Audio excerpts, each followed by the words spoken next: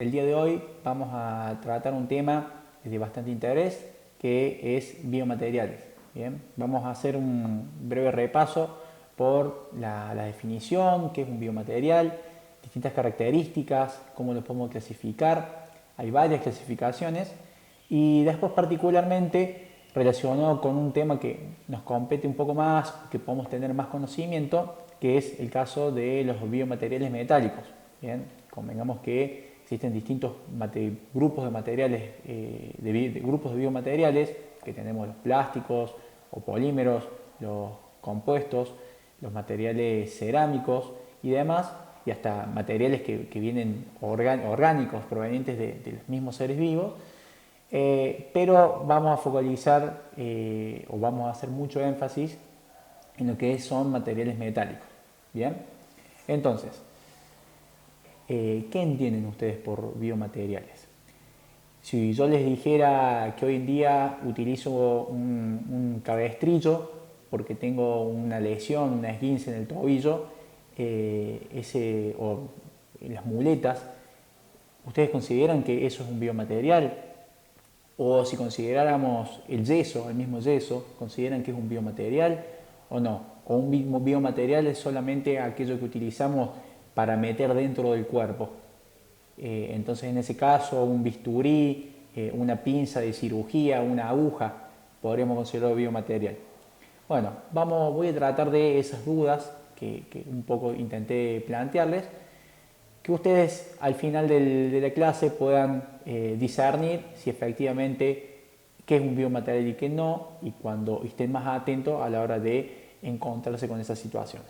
Bien, entonces, como concepto y una definición media teórica planteada ya hace tiempo en la medicina, un biomaterial un biomaterial es aquel material que va a estar en contacto con el sistema biológico con el propósito de reemplazar, de reforzar o incluso hasta tratar algún tipo de tejido, de función corporal u órgano. Bien, entonces esta es la definición que engloba cualquier biomaterial. A partir de esto, nosotros podemos establecer que a lo largo del tiempo esa definición no fue tal cual así, sino que sufrió distintas modificaciones, dado principalmente por lo que conocemos como generaciones de biomateriales. Entonces vamos a hablar de la primera generación de biomateriales, segunda generación, tercera generación y la que actualmente estamos transitando en nuestro día a día, que es la cuarta generación de biomateriales. Bien, que no significa que por esto se hayan dejado de utilizar materiales, en algunos casos sí, pero principalmente está abocado a cuál es el concepto, siempre tratando de ampliar esa definición de biomateriales. Por un lado, podemos establecer una primera generación de biomateriales, allá por el 1950, se empieza a datar esta fecha, y como les digo, una fecha muy próxima no significa de que es la fecha de inicio de los biomateriales. Hay mucha historia respecto a las momias en egipcio que se encontraban con implantaciones dientes de oro, por ejemplo, huesos reemplazados por madera o distintos tipos de reemplazos, sustituciones y demás, que en algunos casos en la antigüedad el oro siendo un material de alto valor intrínseco que los reyes consideraban una demostración del poder que tenían mientras más oro, y que a veces se hacían incrustaciones en el cráneo de piezas de oro o de plata. Entonces, bueno, era un primer acercamiento a lo que son hoy en día los biomateriales. Hoy el oro como biomaterial se utiliza, la plata, pero se han encontrado otros materiales que también cumplen dichas funciones y que en algunos casos presentan mejores prestaciones para determinadas funciones, y otros casos que por problemas de ir en contra de la salud se han dejado de utilizar. Bien, entonces, esta primera generación hablamos de materiales bioinertes. Bioinertes nos referimos a materiales que iban a entrar en nuestro cuerpo, o sea, iban a interactuar con el sistema biológico, pero o sea, iban a estar dentro del sistema biológico, pero no iban a interactuar.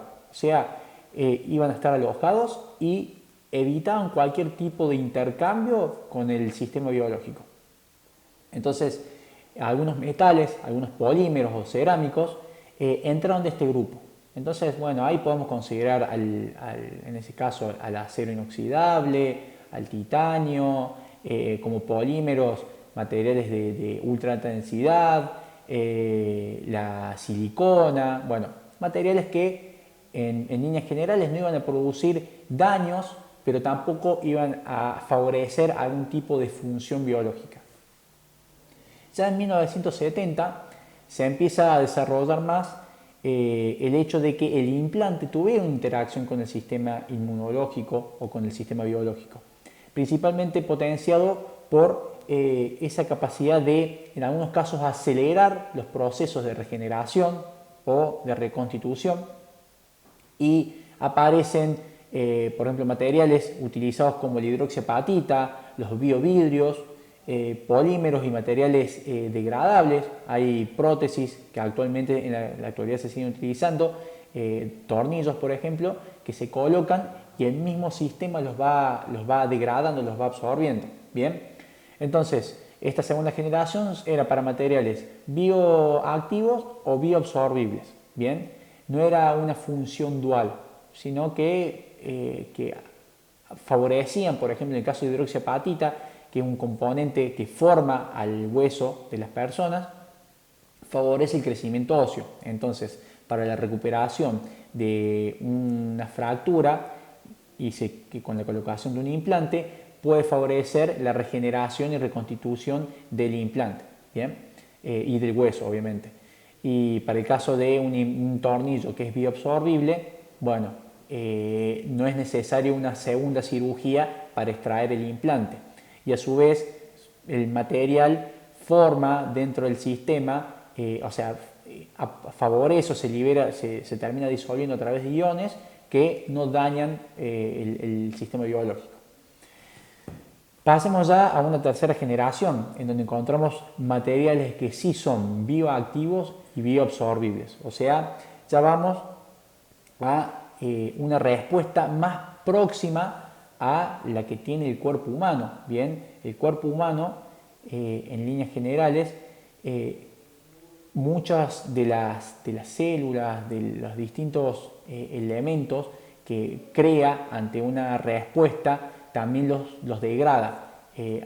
Pasado el lapsus de daño o de regeneración, hay células, hay proteínas y demás que se crean y desaparecen. Bien, entonces, y esto está muy influenciado por lo que es la ingeniería de superficie, o sea, ya se empieza a ver con ojos más focalizados en lo que es la superficie del implante. ¿Por qué? Porque este es el primer contacto que va a tener el implante con el medio biológico. Entonces, es la primera puerta de entrada a cualquier reacción que se dé entre el implante y el medio biológico.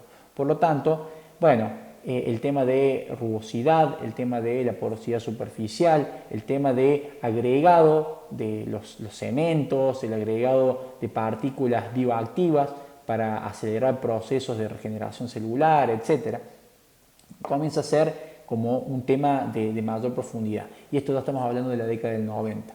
Bien, se caracteriza mucho el fosfato trifásico beta y compuestos orgánicos e inorgánicos. Bien, y ya netamente en lo que sería la cuarta generación que actualmente estamos transitando, hablamos de la generación de los materiales biomiméticos, materiales que intentan imitar la estructura, la composición química y demás del cuerpo humano.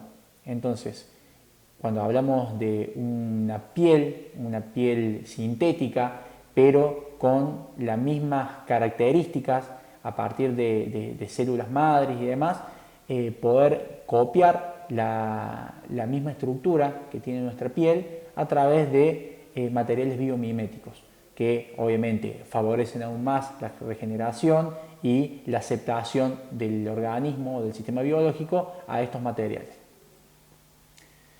Bien, ya habiendo hablado de las que son las generaciones de los biomateriales, podemos ahora empezar a hablar de clasificación, otras clasificaciones que podemos encontrar para estos materiales.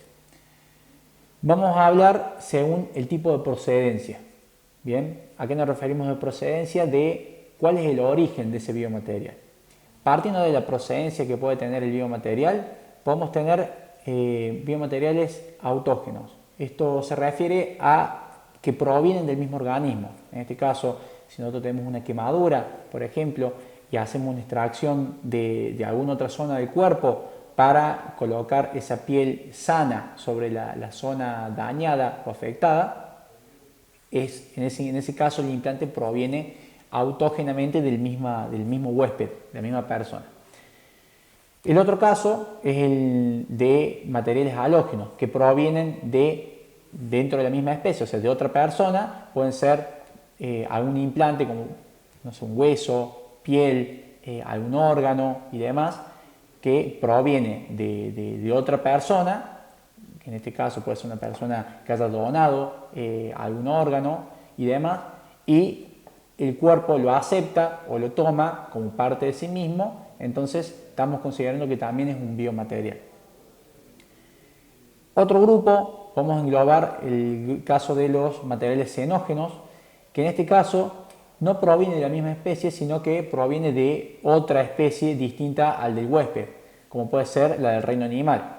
Tenemos el caso de los huesos o incluso hasta órganos provenientes de animales, particularmente el cerdo tiene una estructura ósea muy similar a la del hombre, a la del humano, y hay muchos implantes que se parten o tienen procedencia de este animal. Entonces se han hecho cirugías con extractos o partes de hueso, pieles y demás provenientes de animales, ¿bien? Para la regeneración. Y el cuarto grupo dentro de procedencia podemos tener los materiales aloplásticos, que este sí ya es el grupo de materiales que nosotros vamos a focalizarnos más, que son biomateriales sintéticos, que pueden ser procedencia metálica, cerámica, polimérica, materiales compuestos, etc. Vamos a analizar otro grupo o otra clasificación que podemos tener para los biomateriales, que un poco se engloba dentro de la definición, que según cómo interacciona con el tejido. En este caso vamos a tener una interacción muy mala o una interacción muy buena. Bien, entonces, como algo que nosotros tenemos que descartar dentro de las características de un implante es que este implante sea tóxico. Nosotros buscamos, como dijimos, una reacción con el sistema biológico para regenerar, reconstruir o mejorar alguna función. Y si justamente el material es tóxico, no va a hacer ninguna de esas cuestiones. Por lo tanto, lo que tenemos que asegurarnos es de que no produzca la muerte del tejido circundante. ¿Bien? Que esto obviamente puede estar asociado a posterior con alguna enfermedad mucho más grave. Entonces, hablar de un material que sea tóxico, un biomaterial que sea tóxico, no es un biomaterial, es un agente extraño. Después podemos tener el caso de los materiales que son casi inertes, ¿bien? Que solamente cuando son implantados o interactúan con el tejido, es que el mismo tejido los encapsula, formando un tejido fibroso y no interactúa o corta cualquier membrana permeable con el entorno. Entonces, en este caso podemos tener implantes como implantes de titanio, de acero inoxidable y demás, que no van a interactuar con el ambiente biológico. El otro grupo es el grupo de los materiales que son bioactivos, que en este caso hay una unión directa con el tejido y que toda esta idea de las distintas generaciones en donde el biomaterial interactúa, la ingeniería de superficie y demás, empieza a tomar gran relevancia, que no significa que los materiales casi inertes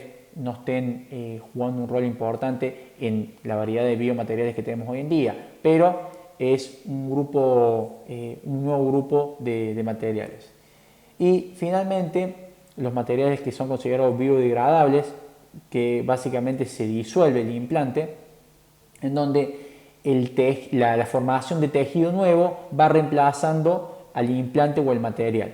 Entonces tenemos materiales que se disuelven dentro del organismo y justamente al disolverse se recupera la función que se ha perdido y no es necesaria una cirugía postoperatoria. Entonces, vamos a analizar los distintos grupos y ver algunas características que poseen cada uno. Nosotros particularmente nos vamos a focalizar en materiales metálicos. Como grupos de materiales tenemos, por un lado, los materiales metálicos, materiales que en líneas generales poseen muy buenas propiedades mecánicas, buena resistencia, elevada dureza, pero no todos son resistentes a los agentes biológicos, como pueden ser la sangre o distintas soluciones ácidas o básicas que van a intentar atacar. Son bastante reactivos los metales. Entonces, a pesar que tienen sus ventajas de mejores propiedades mecánicas, por otro lado se ven perjudicados por ser muy fáciles de dañar, que los ataque el medio circundante. Por otro lado, tenemos el grupo de los materiales cerámicos, prácticamente inertes al interactuar con el medio que los rodea o medio circundante, con muy buena resistencia a la abrasión, al desgaste, muy buena dureza, pero por otro lado son frágiles. La resistencia mecánica muchas veces no sabe ser muy buena. Entonces, esas propiedades que se ven mejoradas respecto a los metálicos, por otro lado, no las tenemos presentes. El grupo de los materiales poliméricos, materiales que en algunos casos, en su gran mayoría, pueden ser sintéticos o provenientes de fibras naturales y demás, que básicamente poseen muy buena resistencia a la reacción con el medio circundante, suelen ser bioinertes, salvo en algunos casos donde podemos encontrar agregados de materiales bioactivos o en el caso de los medicamentos, por ejemplo, que, bueno, posee una interacción, pero propiamente el material polimérico no es un material muy inerte a agentes químicos, a la corrosión, muy resistente. Pero bueno, las propiedades mecánicas no son su fuerte, tampoco lo son su resistencia al desgaste y demás. Pero tienen un peso muy bajo, entonces muchas veces esto también juega su rol importante de que al tener un peso tan bajo, en algunos casos suele ser de extrema utilidad. Y finalmente lo que son materiales compuestos, en el cual podemos tener materiales que son de base metálica con agregado cerámico, de base cerámica con agregado metálico o agregado polimérico. Esto ya entramos casi en la nueva generación de materiales biomiméticos, por ejemplo con el agregado de fármacos y demás, que bueno, es la combinación de cualquiera de los tres grupos que vimos anteriormente. Nosotros, como les comenté, vamos a focalizarnos principalmente en el estudio de los materiales metálicos. Bien, entonces, repasemos rápidamente algunas de las características de los materiales metálicos. Particularmente se caracterizan porque fueron uno de los primeros materiales que se implementaron dentro de la medicina, como material biocompatible, ¿bien? O como biomaterial, tanto lo que son articulaciones para restitución de discontinuidades óseas, etc. Tienen grandes propiedades mecánicas, como puede ser la resistencia mecánica, buena ductilidad, buen módulo elástico, buen límite elástico. Entonces, para el caso de lo que sería la estructura ósea de las personas, tienen la gran predominancia de aplicación por una cuestión de que la estructura ósea es la que está sometida a las grandes cargas del sistema biológico, que va a soportar cuando los esfuerzos de fatiga, de tracción, de compresión, cuando nosotros caminamos o hacemos actividad en el cotidiano. Entonces, a la hora de reemplazarlos, es la mejor, de buscar una sustitución, es la mejor opción utilizar materiales metálicos. Parte de los problemas o inconvenientes que tienen es justamente esta baja resistencia a los agentes, a los agentes biológicos o el medio circundante, de que son susceptibles a la oxidación, a la corrosión, que en muchos casos la rigidez que tiene provoca lo que se conoce como stress shielding. Vamos a hablar un poco más adelante, pero es lo que en palabras más en español sería apantallamiento de tensiones, que básicamente toda la carga que soporte el implante o sea, toda la carga que está sometido el sistema va a ir al implante. ¿Por qué? Porque es el que soporta más. Como tiene mejores propiedades mecánicas, va a soportar más, por lo tanto todas las cargas van a dirigir a este. ¿Y cuál es el inconveniente de eso? De que el hueso, al no soportar cargas y no estar sometido al mismo proceso de generación y degradación, solamente se va a ver degradado y da lugar a enfermedades como puede ser la osteoporosis. Pero bueno, en líneas y otra de los grandes problemas es que en líneas generales no son biocompatibles. Entonces muchas veces requiere de que tenga algún tipo de recubrimiento con un material biocompatible. No en todos los casos se puede utilizar los mismos biomateriales. Se conoce el caso del níquel, que tiene un componente alergeno muy alto y muchas personas son alérgicas a este. Entonces en lo que es bisutería o en lo que es implantes que tengan contenido de níquel, no lo pueden utilizar porque les genera una respuesta inflamatoria y hasta rechazo del mismo implante. Algunas características de los biomateriales más en profundidad. Bueno, por un lado, si estamos hablando de biomateriales, buscamos una biocompatibilidad, que básicamente es que el biomaterial genere una respuesta aceptable por parte del organismo, por parte de una respuesta biológica aceptable, durante el tiempo y modo que esté en contacto o en aplicación con el mismo. Bien, si es un implante que lo vamos a retirar en una cirugía posterior, durante el tiempo que permanezca, genere una respuesta aceptable. Por otro lado, que sea químicamente estable, esto es de que el material con el tiempo no se tiene que oxidar. Tenemos el caso de algunos materiales que nosotros queremos que se oxiden, vamos a hacer un paréntesis sobre eso, pero que el óxido que forme no se degrade, no se pierda. Si nosotros tenemos una prótesis de acero inoxidable, por ejemplo, y esta se oxida por algún motivo, la capa de óxido que forma es una capa de óxido muy liviana, que fácilmente se rompe y se libera al entorno, al medio. Muy distinto es lo que pasa con, por ejemplo, el titanio, que muy similar a lo que es el aluminio. El titanio se oxida muy fácilmente, el aluminio también. ¿Y por qué se utiliza el aluminio en lo que son aberturas para casas o para cualquier tipo de instalación? Porque el óxido que forma es un óxido muy adherente y muy duro y resistente. Entonces, esta característica lo que provoca es que protege al material que está adentro de ese óxido de que el óxido continúe progresando. Entonces, esta capa de óxido protege al material, por lo tanto no progresa la oxidación hacia adentro del material. Muy distinto a lo que pasa con el acero.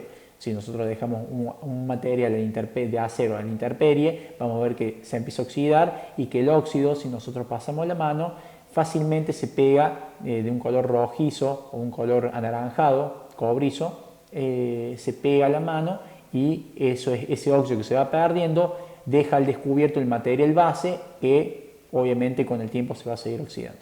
Bueno, el titanio es el ejemplo similar del aluminio utilizado en aberturas, pero para los implantes. Entonces, esto que yo les hablaba de que el medio circundante no interactúe o debe tratar de no alterarlo, es básicamente porque en el organismo vamos a tener corrosión química, porque vamos a tener diferentes pH, ya sea básicos o ácidos, que van a intentar atacar al implante. Por otro lado, la respuesta biológica, o sea, que el mismo cuerpo va a depositar células y va a tender a formar un tejido fibroso, que eso muchas veces no es indicado. Y por otro lado, el mismo organismo, nosotros somos un gran recipiente de agua que contiene iones y esos iones metálicos pueden llegar a interactuar con el mismo implante, entonces producir también la corrosión del mismo. Por otro lado, bueno, en algunos casos, como les dije, no queremos la corrosión, pero en otros casos sí queremos. Si queremos materiales biodegradables, tenemos que tener en cuenta, por ejemplo, la absorción de los componentes solubles, como puede ser el agua, iones y proteínas, la adhesión celular que se tiene, que la célula permanezca el suficiente tiempo como para producir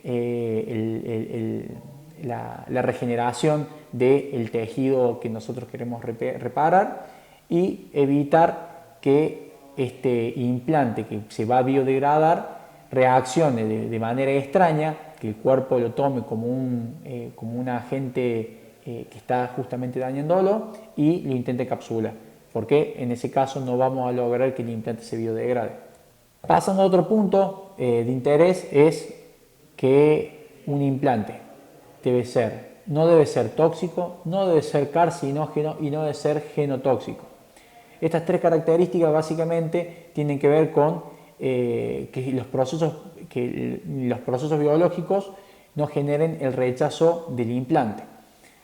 Particularmente, cuando hablamos de tóxico, es que no altere, que no sea rechazado por el cuerpo. Genotóxico es que no altere genéticamente las células.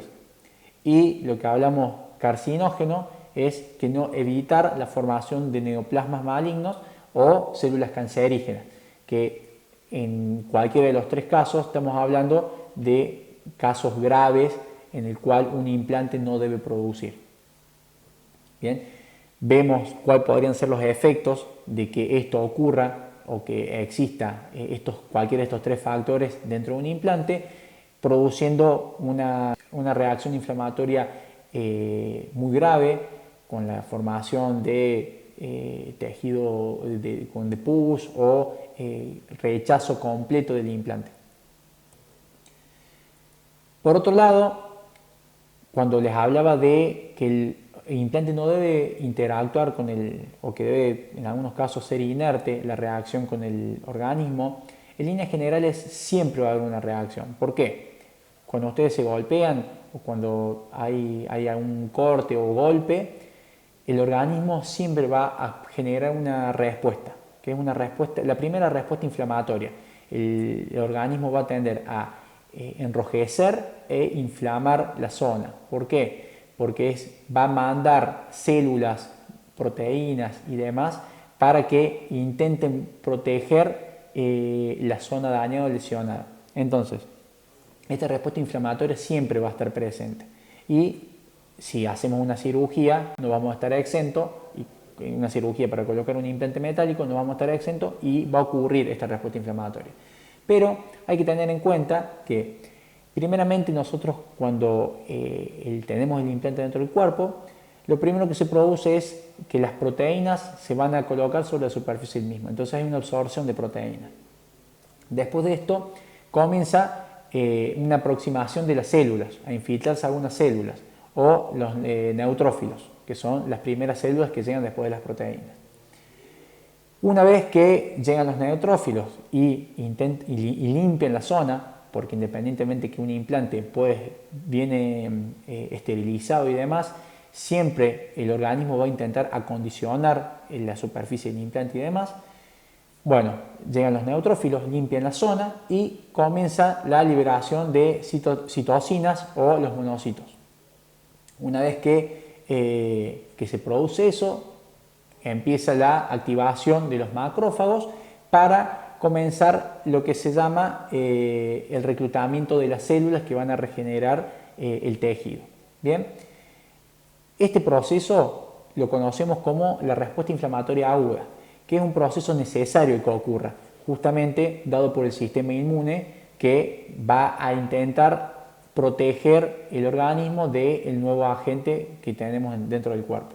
Entonces, este proceso es un proceso que aproximadamente se tiene que dar en la primera semana. Si este proceso continúa, esta respuesta inflamatoria continúa después de una semana, ya estamos hablando de que empieza una respuesta de cuerpo extraño. Entonces, cuando ya nos aproximamos a la tercera semana de esta respuesta inflamatoria que persiste, el cuerpo ya no detecta como algo amigable al implante, sino como un cuerpo extraño. Entonces comienza la inflamación crónica y puede provocar que haya que restituir o hacer una cirugía postoperatoria para extraer el implante y nuevamente colocar otro implante. Entonces, ¿y por qué esto? Porque si se deja pasar el tiempo, se puede llegar a encapsular el implante, porque el mismo organismo va a intentar aislarlo completamente de la interacción con el organismo y finalmente puede provocar lesiones mucho más graves, enfermedades o algún tipo de cáncer. Bien, entonces esta respuesta inflamatoria crónica es la que hay que evitar, que ya después de la tercera semana tendremos que empezar con dolores, con tipos de alguna respuesta de fiebre o molestia, picazón y demás que se dan justamente por esta respuesta inflamatoria crónica. Y algo a tener muy en cuenta que son las condiciones de superficie. Nosotros dijimos, el primer contacto que va a tener el organismo con el implante es a través de la superficie. Entonces, es muy importante lo que se conoce como ingeniería de superficie. ¿Por qué?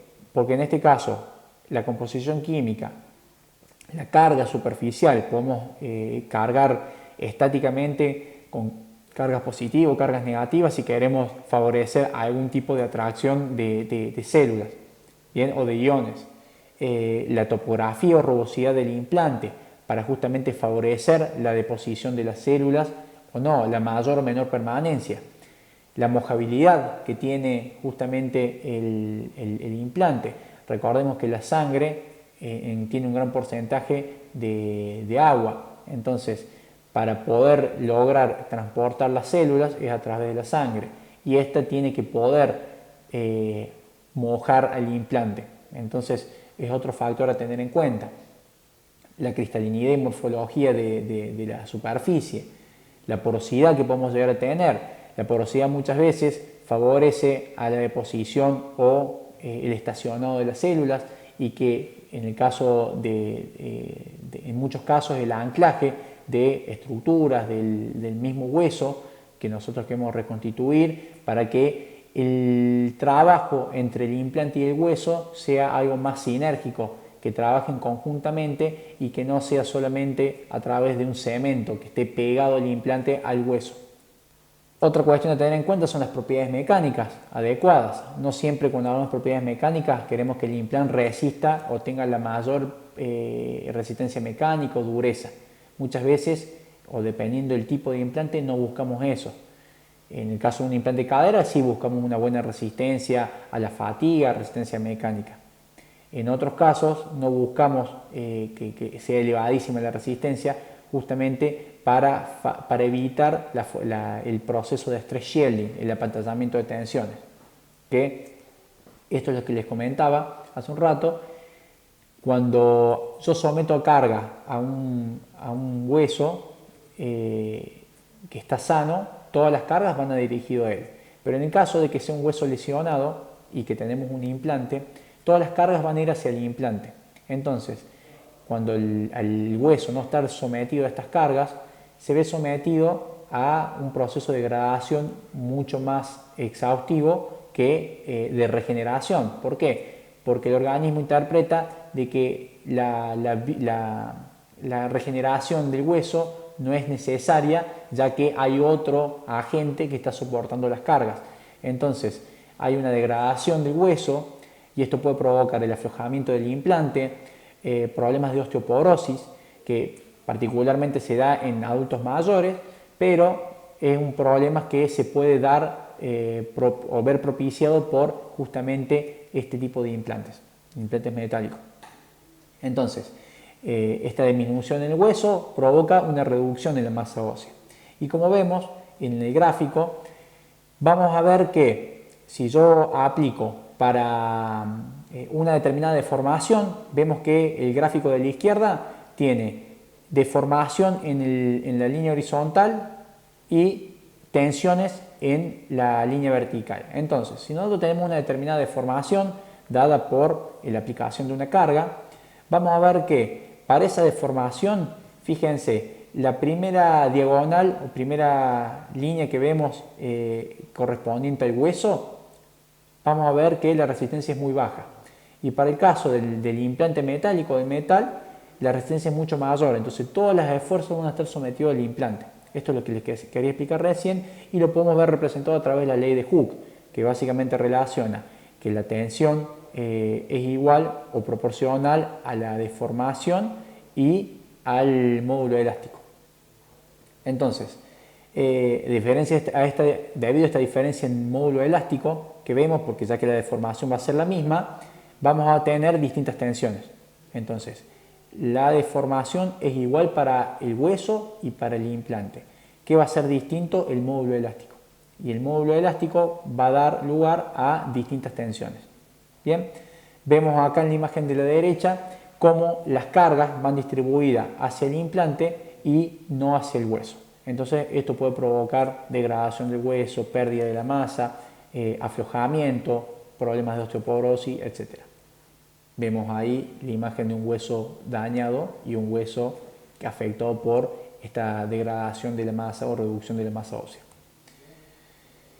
Finalmente, algo a tener en cuenta también es el tamaño y la forma y el peso adecuado. Cuestiones que están relacionadas del tipo de material. Hay materiales que tienen menor peso específico, por lo tanto son más livianos, y materiales que tienen mucho mayor peso. Entonces esto también es algo a tener en cuenta. La forma, y que también es preponderante a la hora del tipo de cirugía, que puede ser más o menos invasiva para poder colocar el implante. Finalmente veamos algunos casos de biomateriales metálicos que podemos tener. El caso más conocido es el acero inoxidable, que el acero inoxidable no es más ni menos que una aleación de hierro y carbono, que son los materiales, los componentes preponderantes, con el agregado de cromo y otros aliantes que favorecen a esta capacidad de inoxidable. Algo para que tengan en cuenta, los aceros inoxidables como tal no son 100% inoxidables, sufren proceso de oxidación, por eso dentro de lo que son biomateriales no es el campo más predilecto a usar. ¿Por qué ocurre la oxidación de un material inoxidable? Si supuestamente el nombre me está dando a entender de que no va a ser afectado por ningún tipo de reactivo. Básicamente esto ocurre porque el cromo que está presente en el biomaterial con el oxígeno forma un óxido, que este óxido protege o sirve de película protectora para el implante y evita de que ese óxido avance sobre el implante y de esta manera termine degradando el implante o el biomaterial. Entonces, ¿qué pasa o por qué un material acero inoxidable se puede oxidar? Particularmente porque el cromo es muy ávido también por el carbono y convengamos de que el acero es hierro y carbono. Entonces, el cromo del acero, el carbono del acero se junta con el cromo y forma carburo de cromo. Entonces, este carburo es extremadamente duro, tiene altísimas propiedades mecánicas al acero. ¿Por qué? Porque al no tener ese cromo presente para formar óxido y esta película protectora, deja de proteger al acero.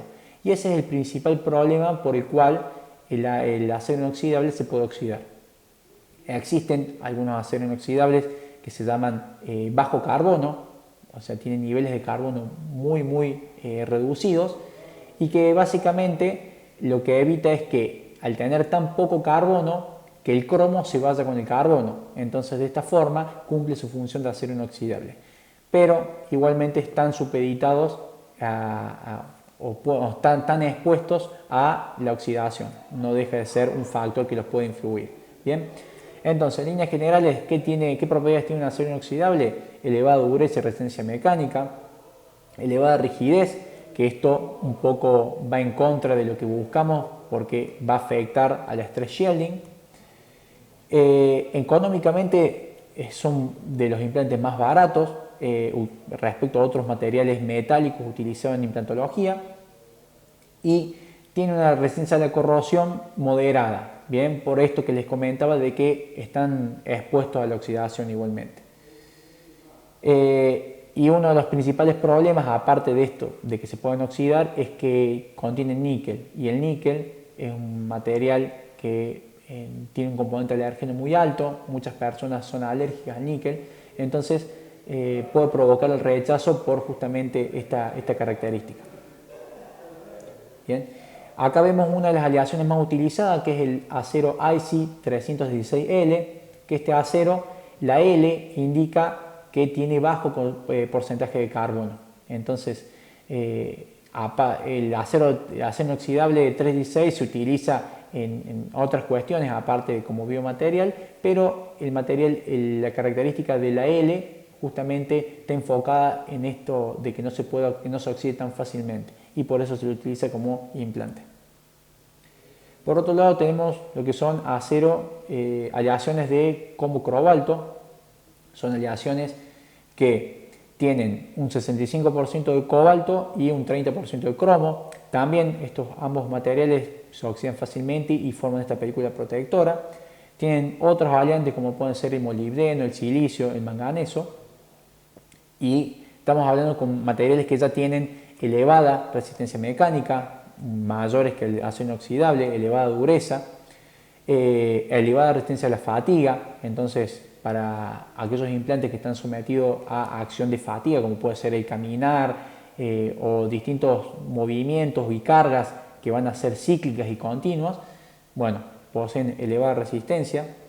Bueno, o sufren también el tema de la elevada rigidez que afecta al stress shielding, y la elevada resistencia a la corrosión está dada por la formación de este óxido. Entonces tiene muy buena resistencia a la corrosión. Uno de los grandes inconvenientes que hay es que no son para nada económicas, y una de las aleaciones más conocidas, que tiene un nombre comercial que se llama Vitalium, es una aleación de cobalto cromo manganeso. Bien, algo para que ustedes entiendan: tanto el acero inoxidable como las aleaciones de cobalto cromo poseen alto peso específico. ¿Qué significa esto? De que para un mismo volumen el peso es elevado. Para el caso del acero inoxidable, el peso específico es similar al del acero común o del hierro, 7,88 es el peso específico. Para el caso de las aleaciones de cobalto cromo, llega a 11,12 el peso específico.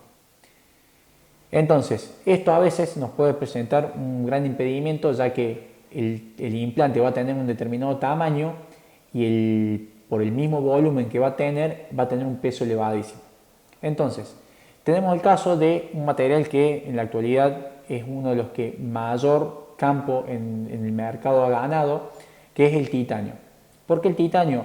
Porque tiene muy buenas propiedades, como les dije, buena resistencia a la corrosión, buenas propiedades mecánicas, tanto de resistencia, tiene rigidez más baja que las aleaciones de cobalto cromo y de acero inoxidable, por lo tanto no se ve tan afectado por el stress shielding, y sumado a eso el peso específico es mucho más bajo. Estamos hablando de un peso específico de 4,7, o sea que para una pieza de volumen 1, un implante de cobalto cromo va a pesar 11 kilos, para el mismo implante de acero inoxidable va a pesar 7-8 kilos, y un implante de titanio va a pesar 4,7 a 5 kilos.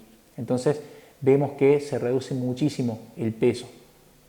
Bien, y de vuelta, las buenas propiedades a la resistencia a la corrosión están dadas justamente por la formación del óxido de titanio en la superficie, que se pasiva evita que continúe o progrese la oxidación dentro del implante. Bien, uno de los grandes inconvenientes es que es mucho más costoso que el caso del acero inoxidable. Las aleaciones más utilizadas pueden ser un titanio puro, que va de grado 1 o grado 4, que es el grado de pureza que tiene. Estamos hablando del 99,99% 98,88 de pureza en adelante, y si no, aleaciones como titanio C aluminio 4 vanadio, que es también una de las aleaciones muy utilizadas. Por otro lado, tenemos aleaciones de níquel y titanio, que una de las más conocidas es la aleación nitinol, dentro de otro gran grupo, que en líneas generales tienen un 55% de níquel y un 45% de titanio. Estas aleaciones son características porque poseen una propiedad que se llama superelasticidad. Habrán visto, hay distintos casos en donde hay trucos de magia, en donde un material se deforma y posteriormente se lo calienta y vuelve a recuperar su forma, que básicamente no es un truco de magia, sino que es la aplicación de este tipo de materiales, que tienen esta superelasticidad, está asociada a una memoria de forma. Es para lo que se utilizan, por ejemplo, los alambres de los brackets, o para el caso de los stent, bien, para las operaciones por ejemplo, taponamiento de arterias y demás. Bien, poseen superelasticidad, entonces, como les decía, esta superelasticidad de memoria de forma, yo puedo deformar muchísimo sin provocar fisuras del material. Esta memoria de forma permite recuperar cierta estructura, se tiene alta deformación y flexibilidad, muy buena resistencia a la corrosión, justamente por el níquel y por el titanio. Bien, el níquel tiene el inconveniente de que en algunos organismos es rechazado, pero tiene igualmente el titanio le da un soporte para lo que es la corrosión del material o rechazo del mismo. Bien, pero no son para nada económicos. Y finalmente vamos a nombrar aleaciones de magnesio. Podemos nombrar una infinidad más de materiales, pero estos serían los grandes grupos. ¿Cuál es la característica de las aleaciones de magnesio? En líneas generales no están como magnesio solo, sino están aliados con otros aliantes como pueden ser el aluminio, el zinc, el wolframio. Bien, tienen el bajísimo módulo elástico de 40 a 45 gigapascales, y esto me da una gran ventaja de que elimina efectos de stress shielding. Entonces, tengamos en cuenta que el módulo elástico de los huesos, podemos diferenciar dos tipos de hueso: el hueso poroso, que está en el interior, que es un hueso que permite la irrigación de la sangre o el transporte celular en su interior. Este hueso poroso tiene 5 gigapascales de módulo elástico. En el caso de un hueso cortical, que es el hueso más duro, más denso que podemos encontrar en la periferia, llega a los 30 gigapascales. Entonces, vemos que el módulo elástico del magnesio es 40-45, estamos muy próximos, entonces la interacción es muy buena a la hora de soportar las cargas. Tiene una velocidad de degradación muy alta, es utilizado como material degradable, por lo tanto, rápidamente, en un lapso de pocas semanas, el material se descompone completamente. No sé, al descomponer no me refiero a que se echa a perder, sino que se va degradando, va liberando iones, y que el organismo está compuesto de iones de magnesio, por lo tanto, no los toma o no los rechaza. Tiene muy baja densidad, a diferencia del titanio, del acero inoxidable y de las aleaciones de cobalto cromo. El módulo elástico, el peso específico del titanio es de 1,7, o sea, para una unidad de volumen, la misma prótesis que antes analizamos de 12 kilos, 7,8 kilos y 4,7, para titanio va a pesar 1,7 kilos nomás.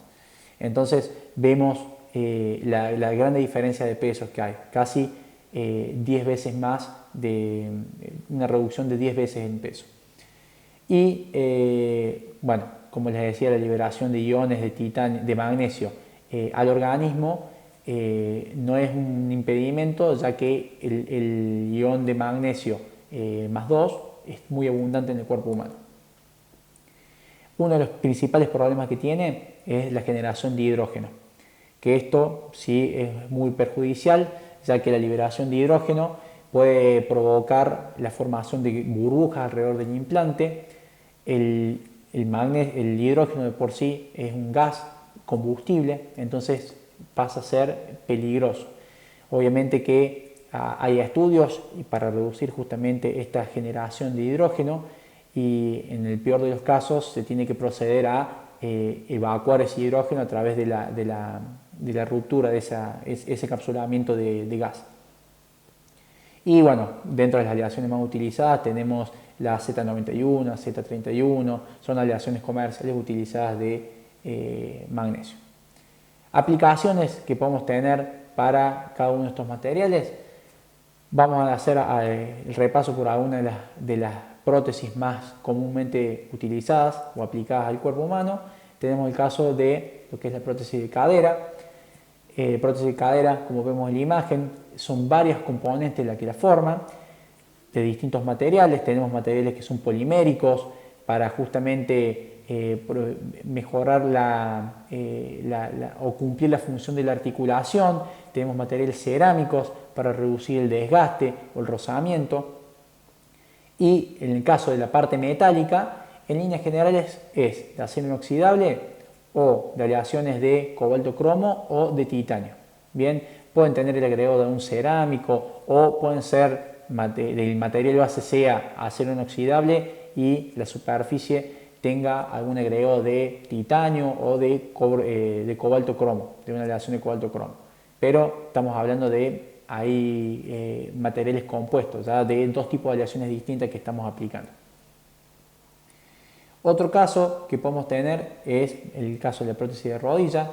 En líneas generales también posee una parte polimérica, pero la parte metálica, una que va al hueso femoral y otra a la tibia. En líneas generales también puede ser acero inoxidable, cobalto cromo, titanio. Lo más aplicado es la aleación de cobalto cromo, por su buena resistencia a la fatiga, que una articular, justamente la rodilla está muy sometido a esfuerzos de fatiga. Lo que es implantología dental, el gran ganador de esta sección es el titanio, que tiene la mayor aplicación por su buena resistencia en peso, buena resistencia a agentes biológicos. Tengamos en cuenta que la boca está sometida a otro tipo de soluciones, la misma saliva o cuando nosotros ingerimos comida, distintas soluciones ácidas o básicas, y es bastante nocivo el entorno. Entonces la aleación de titanio tiene muy buena resistencia a la corrosión. Por otro lado, lo que es la angioplastía coronaria o la aplicación de stent, que en líneas generales la aleación más utilizada es la aleación de níquel-titanio. Hay otras aleaciones de cobalto cromo, titanio y de acero inoxidable, pero la que más preponderante es la de níquel-titanio por esta característica de superplasticidad o superelasticidad y memoria de forma. Vemos que cómo permite la colocación de este stent coronario, y que una vez colocado en la zona que nosotros queremos dilatar la arteria, justamente colocamos el implante y después por un sistema de dilatación se infla una cápsula, y esta cápsula expande o deforma el material, permitiendo así que el conducto de la arteria quede liberado para la correcta circulación del torrente sanguíneo. Otro ejemplo que tenemos es, como les comentaba, el arco de ortodoncia, que principalmente la única aleación aplicada es la aleación de níquel-titanio, esta aleación que les comentaba con memoria de forma. Nosotros podemos deformar el material y ante algún cambio de temperatura logramos recuperar la forma inicial. Entonces, esto que vemos acá es muy aplicado. Incluso nosotros lo que hacemos es básicamente deformarlo, y cuando le damos un calor al arco de ortodoncia aplicado, o le aplicamos un cambio de temperatura, se tensa, y esto es lo que provoca que los dientes que tienen algún tipo de desalineamiento se acomoden en función de la carga que le imprime el odontólogo. Bien, y finalmente lo que les comentaba para los implantes biodegradables, tenemos las aleaciones de magnesio, que son las más características. Fíjense, como podemos ver en la imagen, que tenemos una implantación inicial y al cabo de 6 meses ya tenemos casi una degradación del 100% del implante. Pueden quedar algún resto o algún vestigio, pero en líneas generales se degrada al 100% el material, bien, con el pasar del tiempo. También se aplican para algunos casos la angioplastia coronaria, el caso de los stents. En resumen, como para ya finalizar y recapitulando un poquito todo, ¿qué característica, cuál es el éxito de un biomaterial? Bueno, tenemos que tener en cuenta primeramente el diseño, la forma del implante, teniendo en cuenta la superficie, la reacción que va a tener el medio con este mismo. La correcta elección del material va a depender de condiciones químicas de la superficie, la rugosidad, si va a haber algún tipo de carga superficial, estabilidad física, resistencia a la corrosión, en la cual del tipo de medio que va a estar sometido, las propiedades mecánicas que nosotros buscamos, obviamente la adecuación de la superficie, si se va a utilizar algún tipo de cemento para colocar este implante o algún tipo de tratamiento superficial para favorecer la regeneración del tejido o la reconstrucción del mismo, y va a depender todas estas cuestiones de material, no solamente que de un éxito en una implantación, no solamente va a depender del biomaterial, sino también de la mano del médico, del cirujano que va a colocarlo. Entonces, muchas veces no solamente es el biomaterial el malo de la película, sino que un rechazo por parte del cuerpo puede haber sido dado a una mala praxis, una mala colocación del implante.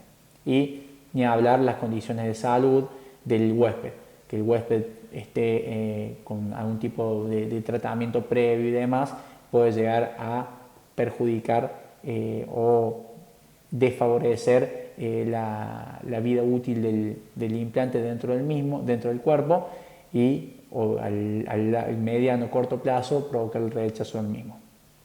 Así que bueno, con esto daríamos por finalizada la clase de biomateriales. Pueden consultar cualquier tipo de duda que tengan a través del foro, y vamos a intentar hacer algún tipo de encuentro dentro del laboratorio para que ustedes puedan ver algún tipo de prótesis y demás, y profundizar un poco sobre los distintos tipos de implantes que tenemos. Así que los voy dejando, chicos. Que tengan buen día.